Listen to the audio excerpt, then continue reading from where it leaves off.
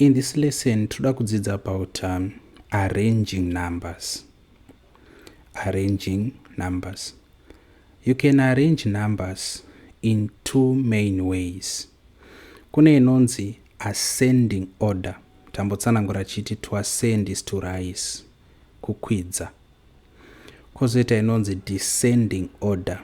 The opposite of ascending, kudzira. Saka, let us write it as a note, but our subheading is arranging numbers.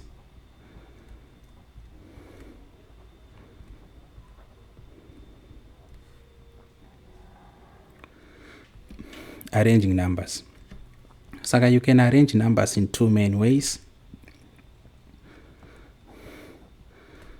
Katinyore, you can arrange numbers in two main ways.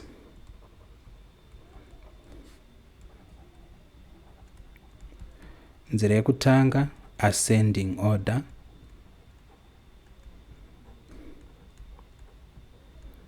Nzira yepiri opposite yacho descending order. Saka, to ascend means to go up. In numbers, this means arranging them from the smallest to the largest, and that's an example. Saka, ascending order.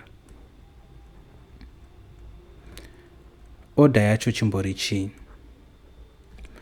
Arranging numbers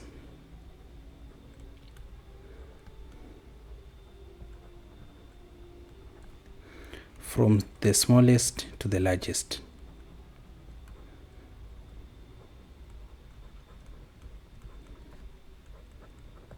Those are no reverse. From the smallest to the largest. Example 2, 3, 5, 8, 10. Saka patiri kuarrange manhamba tichitanga nediki diki yacho tichienda kumsoro. We are ascending a ladder. B manje descending order. The opposite yacho. Saka, to descend is to fall or to go down. So descending order, we are arranging numbers from the biggest, cannot largest, to the smallest. An example would be, tikadatora manamba yawaya, kativise izvi. Teta kungoti 10, 8, 5, 3, 2. Say izvi. Ndokuarrange and descending order. Kutanga nenamba hombe, tichidzira kuenda kudiki. Saka ndo zvakaratidzwa nemufananidzo watinawo panapa. Descending from the largest to smallest. Ascending from smallest to largest. You get it?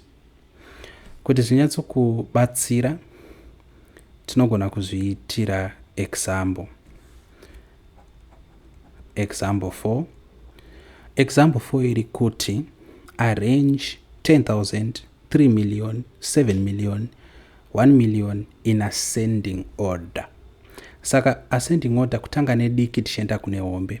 Saka tikatarisa manhamba edu aya 10 million, 3 million, 7 million, 1 million. Zvoroti namba diki ichi 10,000 yekutanga. Kotevera 1 million. Kozouya 3 million. Kozouya 7 million. Zvatopera. Tatoarrange in ascending order. Mapaona? Zvikanzi arrange in descending order, sezviri panumber 2. Arrange the following numbers in descending order. Tina 5,000, tina 8,234,789. Tina 4,567,891. Tina 6,700,000. Saka totanga nechi, since zvanzi descending order, sachatanga nenamba hombe tichidzika. saka to ascend kukwidza, descend kudzira. Saka mukabata kadiagram aya kamusoro menyu munenge mabatsirika. Saka kudzira zvoreva kuti kuno tiri kutanga kusmall tichienda kularge, kuno tinotanga nelarge tichidzira kusmall.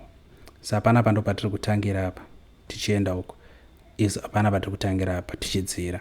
Saka descending order wombesa apa obviously ndi 8,234,789 inoteverwa ne6,700,000 yozoteverwa ne4,567,891 tozopedzisira ne5,000 tatopedza.